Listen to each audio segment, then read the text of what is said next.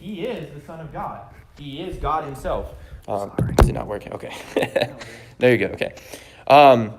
But moving on from there, the Gospel of John is also one of the more easier to understand Gospels out of the three. As far as language goes, so as we talked about, the New Testament books were all translated from Greek manuscripts. So out of the Gospels, the hardest Greek manuscript to translate was Luke. Luke used a lot of unique words. He used a lot of unique phrases that only can be found in Luke because, I mean, you could think back to, does anyone know what Luke's job was, his earthly job? He was a physician. So he's going to write in a very high intellectual, I guess you could say, jargon. So he's going to write very complicated words and sayings. And then you have John.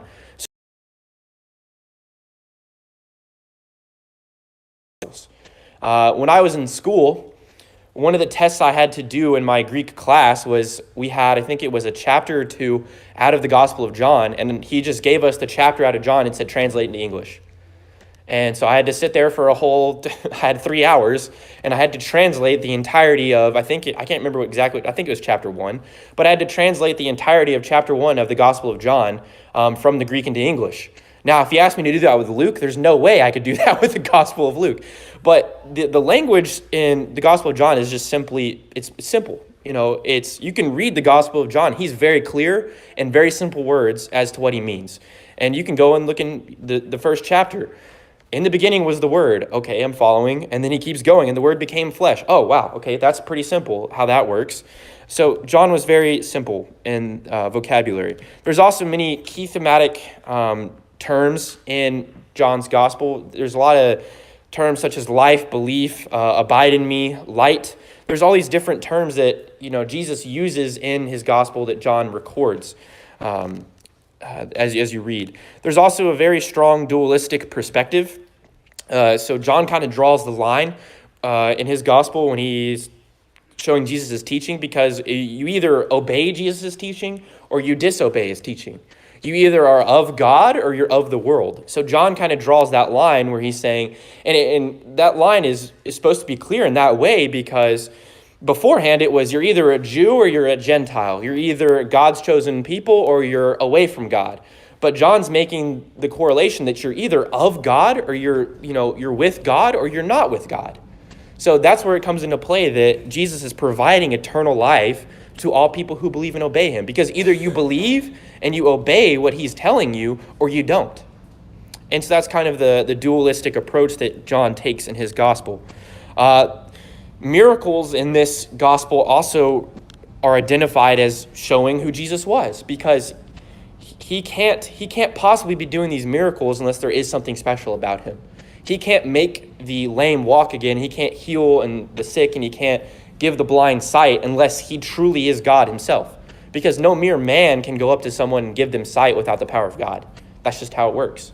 And so these signs, or as I put it in my outline, he's singing, apparently. Sings reveal Jesus' identity. But these signs, these miracles that are being performed, they reveal who Jesus is.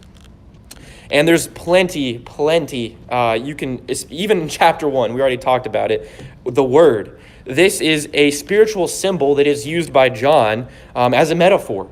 And you can keep going. There's another one. In him was life, and the life was the light of men. There's already life and light right there. There's metaphors that John's using. He's using these spiritual symbols that we all know about, and he's applying it to Jesus. For example, you look at light. What does light do? It repels darkness. It illuminates things. It brings to light certain things. What does Jesus do for us? He brings to light the truth. He dispels darkness. He dispels sin. He's a shining light to those that are seeking him. You can keep the metaphor going, and I could preach about it for however long I want to. But that all is to say that those symbols exist, and they're in the Gospel of John in abundance. There's also plenty of Jesus saying, I am. So they're called the I am statements.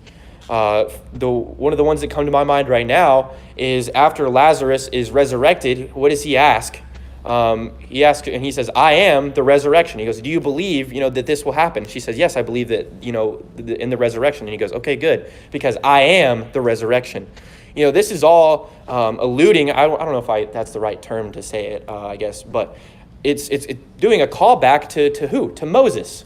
Because when Moses was at the burning bush and he asked God, what am I supposed to call you if I'm going to go before Pharaoh and proclaim your name? And what does God respond to him? I am. I am who I am. And so Jesus is then claiming that in his own ministry, saying these things, and he's claiming Godship. He's claiming, hey, I am God. I am. And so that's what he's doing. And if you're someone that is, we can talk about, I'll mention it later, but one of the main purposes, I feel like it's probably best to mention it now, one of the main purposes, many conclude that John wrote his gospel the way that he did, and especially so late, and we'll talk about date later, is because at the time the Christians were dealing with early forms of Gnosticism. And I mentioned what Gnosticism was many, many weeks ago, but I'll repeat again what it was. So Gnosticism was a movement in the early church that claimed that Jesus was not, in fact, the Son of God. He was just, as some people might say, he was just a prophet, or he was a mouthpiece of God, someone bringing in the new age, but he was not the Son of God. They claimed some other things, but one of the biggest things was, in fact, that he was not the Son of God. Now, if you're thinking spiritually, as any Christian should, one of the first questions that come to mind is, well, then what happened on the cross? If Jesus is not the Son of God, then what was the purpose of him dying on the cross? What's the purpose of the resurrection if he's not actually the Son of God? And of course, that's, one of the more glaring holes in Gnosticism. But somehow, some way, this was a movement that was happening in that time. And John's gospel was a response to those early forms of Gnosticism. And it's abundantly clear because throughout the entire Gospel of John, what is apparent? That Jesus is the Son of God. John is trying to show those people that he was writing to, most likely, that Jesus is in fact the Son of God. He's not, some prophet, but he is the true Son of God. There's also said and misconstrue it, or they just flat out don't understand what he's saying and they're applying it in a wrong way. And there's a lot of that in John's gospel. There's, of course, irony that goes along with the point before that. There's also personal interactions with Nicodemus and the Samaritan woman. Those interactions are unique to the Gospel of John. We wouldn't have had those. If it wasn't for the Gospel of John, there would be no record, I guess you could say, in our Bibles of those interactions. There's also plenty of dialogue and debate between Jesus and Jewish leaders, specifically the Pharisees. This one is interesting. This point I find interesting. So chronologically, this book is based on Jewish events. So there's plenty of different Jewish events that are mentioned in this gospel, such as the Feast of Booths that are not mentioned in other gospels.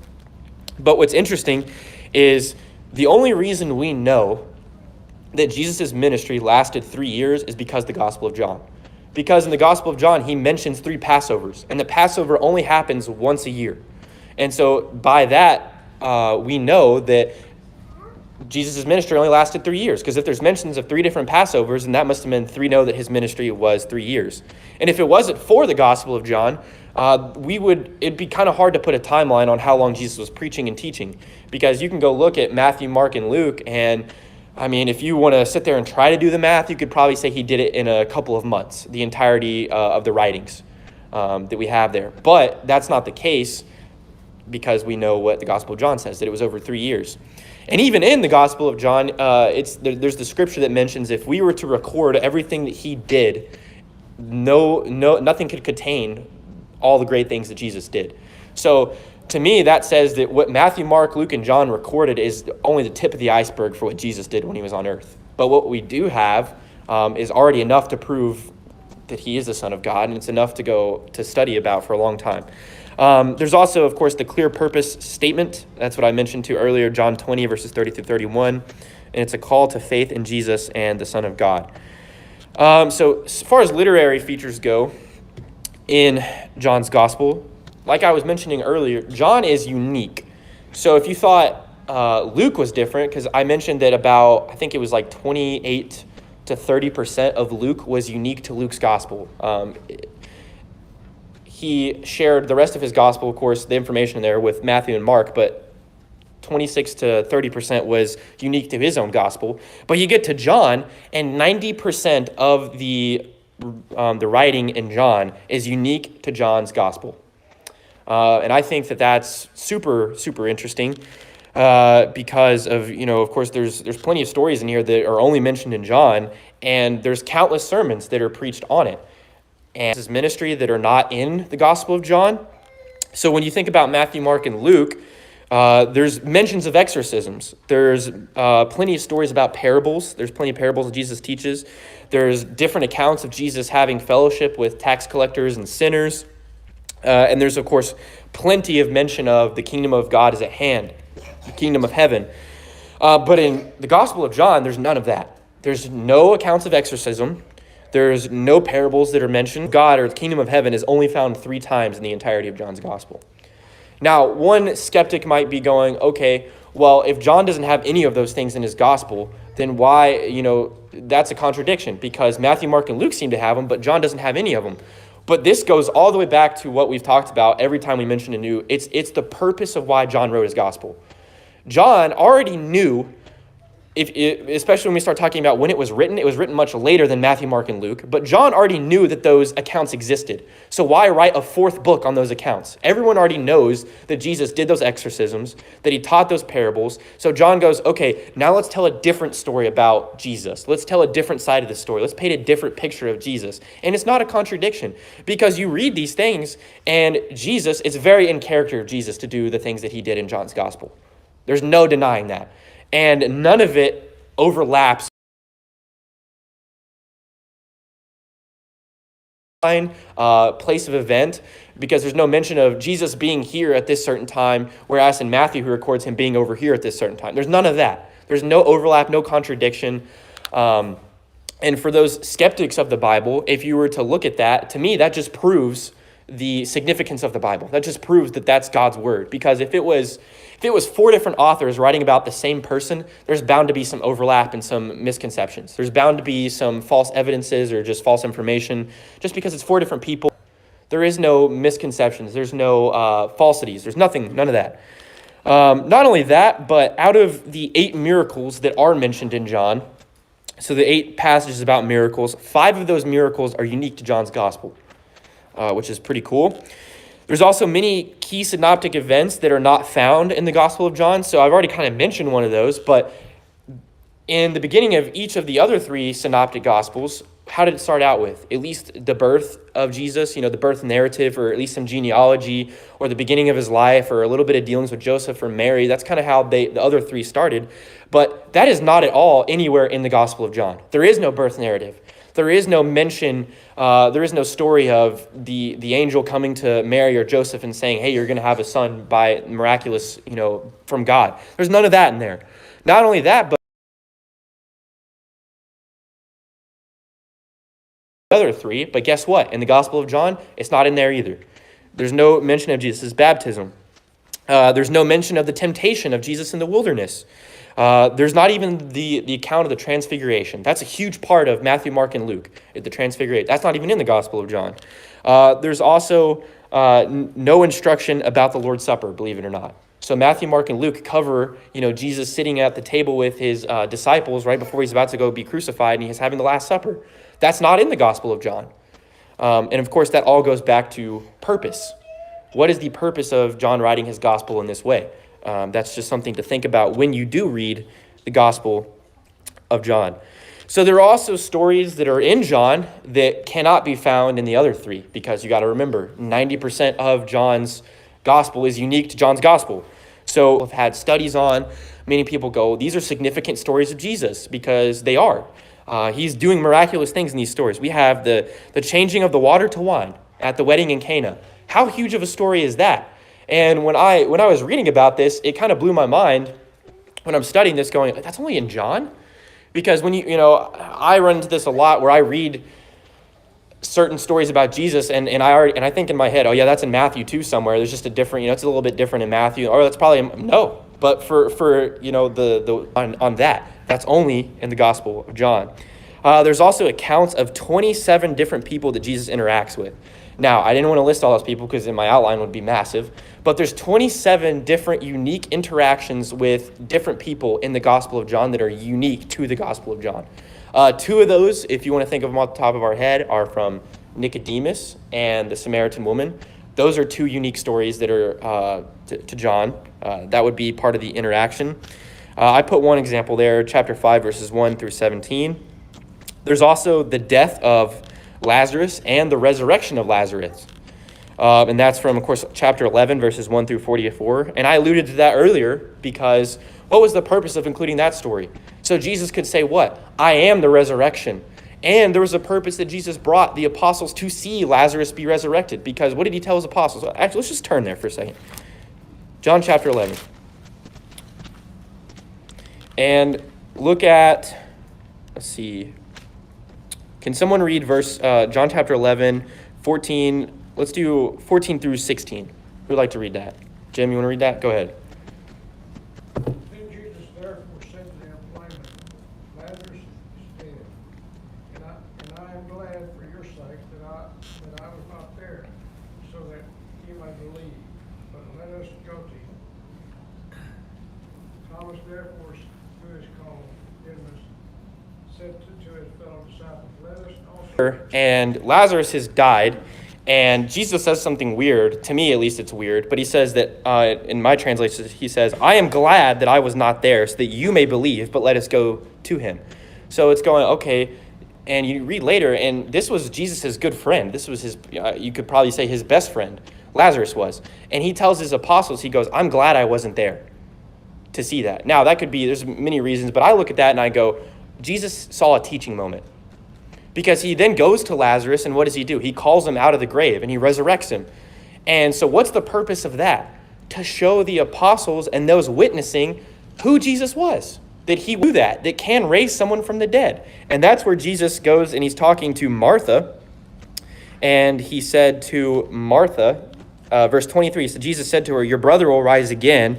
And it says, Martha said to him, I know that he will rise again in the resurrection on the last day. And Jesus said to her, I am the resurrection and the life. And whoever believes in me, though he die, yet shall he live. So it was a teaching moment for Jesus. It was a moment for him to go, hey, I am the resurrection. I am God, basically. And it's also a teaching moment for his disciples as well, to show them who he was.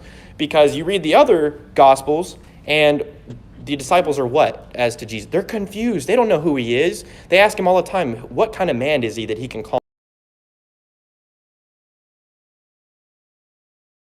So Jesus is taking this opportunity to do a teaching moment to show them, this is who I am. I am the resurrection. I am God, basically.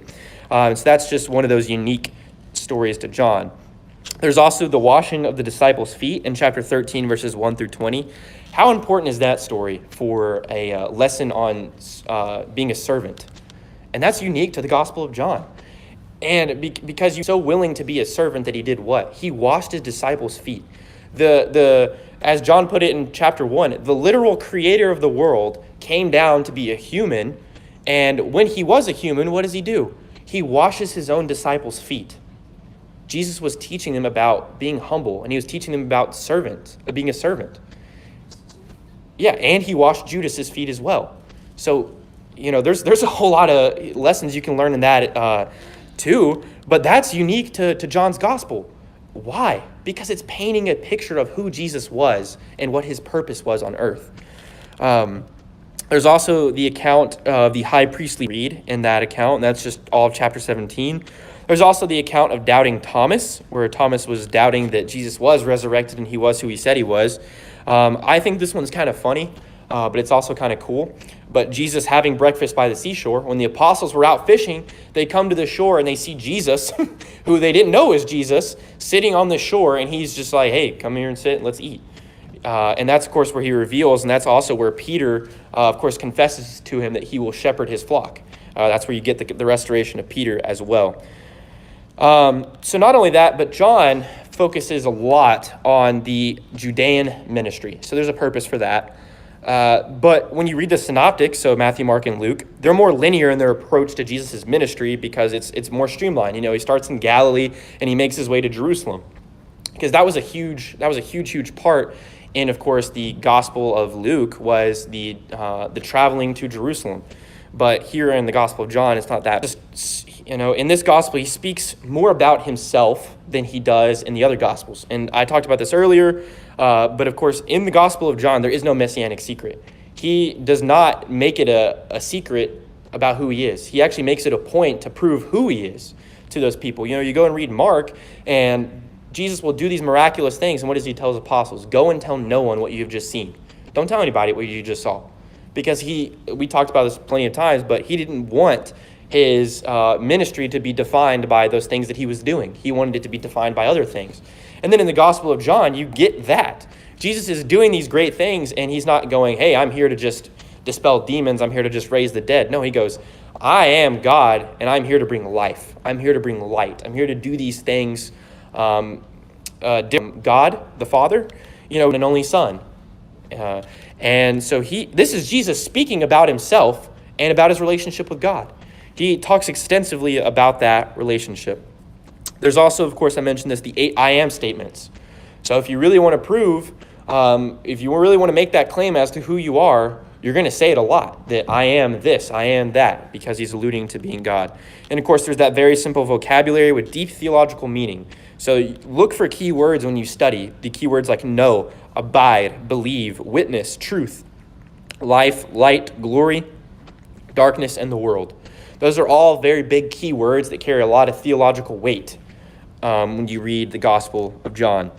So John is also the only gospel in which there is what people would call a purpose statement. Now, I put quotations in that because that would kind of put it under the category of like some sort of English paper, because when you write your English paper, you put a purpose statement as to what you're writing. But that's not exactly what the Gospel of John is. It's not supposed to be some sort of informative English paper. But people like to students of the Bible like to point to those two verses and say that's kind of the purpose statement of the Gospel of John. Who would like to read that? Let's turn to John chapter 20. John chapter 20, verses 30 through 31. Who would like to read that?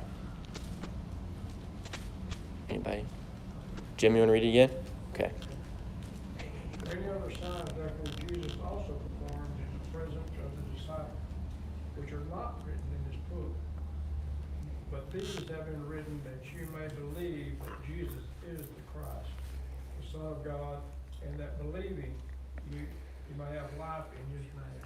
Okay, so this is what I was alluding to earlier, where John records that Jesus did a bunch of great things. He did plenty of signs that pointed at to who he was and his purpose on this earth, but they're not even written in the book, but that's okay. But the ones that are written, what does he say? These are written so that you may believe that what? That Jesus is the Christ, the Son of God. And going back to that word Christ, which means anointed one. So Jesus is the anointed one, the Son of God. There's a lot of claim behind those words. There's a lot of authority that is behind those words. But the key words to remember in that passage are signs. So Jesus did things to point towards who he was, towards his purpose on this earth. There's also the word believe, so that you may believe. So that word believe is actually used, as I put in the outline, it's used 98 times in the Gospel of John. The word believe is used 98 times. And no other book uses this word more than 17 times. So apparently there's a lot of things that John wants you to believe in in the Gospel that he wrote. There's also the word life. So that word is actually used, which is the result of faith. So because of your faith, there's life now. That's used 36 times. So just when you do your study, if you are studying these Gospels, look for those key words. Look for belief, believe, look for faith, look for life, look for those things. Kind of in closing, so as far as the date of the Gospel of John, so many of the synoptics, so the first three, they were all kind of written around the same time, which would have been close to the, I would say, a couple years maybe after the events of Acts chapter 2, so after the formation of the church. Because the purpose was to take these documentation, to take these accounts of Jesus so that they can have, the church can have an account of what Jesus did. So, there's no misconceptions being thrown around about who he was or what was going on. But the Gospel of John was actually, it's been dated, and it's been proven to be dated sometime after 70 AD. Now, why so late? Which one of the mentions that, or one of the biggest reasons they think it was written that much later, is for, of course, it's battling against the early forms of Gnosticism, and I mentioned that earlier, but that's probably one of the bigger reasons. So they know that this was written much later, after 70 AD, because there's some differences in some of the things that John writes about. So one of them was anytime in the Gospel of John when he mentions the Sea of Galilee. So the other synoptics will say the Sea of Galilee. But in John, he calls it the Sea of Tiberias, which it was not named the Sea of Tiberias until later in the first century, so probably after 70 AD. So they would have not called it the Sea of Tiberias until way later. There's also a lack of references to the Sadducees, which ceased to exist after 70 AD. Does anyone have any idea? I know Dad's shaking his head because he knows. Does anyone have any idea why the Sadducees probably ceased to exist after 70 AD? That's when the temple was destroyed. The Romans came in and they destroyed the temple. Now, if you remember from a couple weeks ago, and I mean like a couple weeks ago, when I was talking about the religious setting of the time of the Gospels, who was associated with the synagogue? What group of religious leaders were associated with the synagogue? It's not Sadducees, the other ones, the Pharisees, okay? So the Pharisees are associated with the synagogue, and the Sadducees are associated with what? Seth already kind of said it, the temple.